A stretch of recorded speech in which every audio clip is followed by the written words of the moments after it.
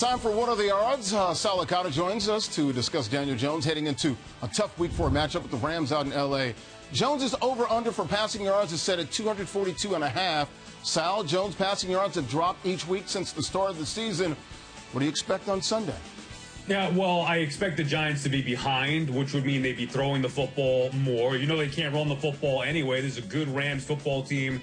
They're going to be playing. You can look at what the Rams have done against the prior quarterbacks. I know Josh Allen looked them up last week. Daniel Jones is certainly not Josh Allen. He doesn't have those weapons either. But I could see that number being better than what you've seen in the regression, as you mentioned, Larry, in the numbers from the first week to where we are now. I think Jones will have a decent game.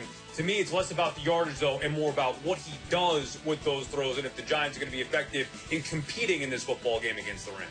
About 700 total yards through the air, about 233 a game. Jones has fumbled the ball in each of the last 2 weeks to go along with those 4 picks. Do you think he'll be able to fix those turnover issues when this second year continues? See, that's the key. I mean, I don't care what he does yardage-wise or what kind of, throws Daniel Jones makes. I want to see him protect the football, because if you don't protect the football, you cannot win football games. That is something that was an issue from day one with him.